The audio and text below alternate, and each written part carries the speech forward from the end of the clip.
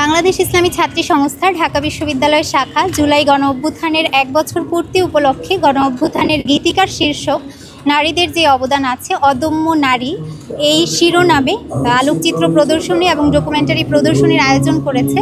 আমাদের আজকের আয়োজনের মোটিভ হচ্ছে যেহেতু গণ অভ্যুত্থানের ১ বছর হয়ে গিয়েছে এবং নারীরা যারা অংশগ্রহণ করেছে, যারা শহীদ হয়েছে, তারা অনেক বেশি প্রত্যাশা রেখে তাদের নিজেদের জীবনকে বিলিয়ে দিয়ে গিয়েছে।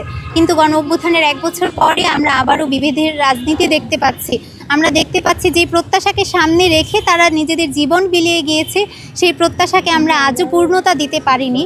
তো ঢাকা বিশ্ববিদ্যালয়ের নারী শিক্ষার্থীদের মাধ্যমে আমরা পুরো দেশকে আবারও জুলাইয়ের এই উজ্জীবিত করার আহ্বান করছি। আমরা আবারও নারীদের অবদান তাদের সামনে স্মরণ করিয়ে দিচ্ছি। আমরা আবারও সবাইকে ঐক্যবদ্ধ থাকার আহ্বান করছি এবং সকলে ঐক্যবদ্ধ থেকে আমরা যেন আমাদের এই দেশ জাতি বিনির্মাণ করতে পারি, সেই আহ্বানের মোটিফে আমরা এই আয়োজন করেছি। ছাত্র প্রতিনিধিরা পুরো বিশ্ববিদ্যালয়ের একটা পরিবেশকে শিক্ষার উপযোগী করার জন্য চেষ্টা করে ডাকসুর মাধ্যমে। তো বাংলাদেশ ইসলামী ছাত্রী সংস্থার অবস্থান এটাই যে আমরাও আমাদের যতটুকু সক্ষমতা আছে, সক্ষমতার আলোকে শিক্ষার্থীদের কল্যাণের জন্য কাজ করতে চাই।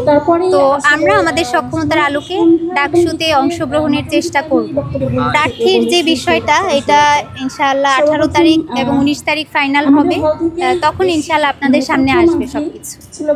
আমি বাংলাদেশ ইসলামী ছাত্রী সংস্থার ঢাকা বিশ্ববিদ্যালয় শাখার সভানেত্রী। আমি উদ্ভিদ বিজ্ঞান বিভাগে অধ্যয়নরত মাস্টার্স।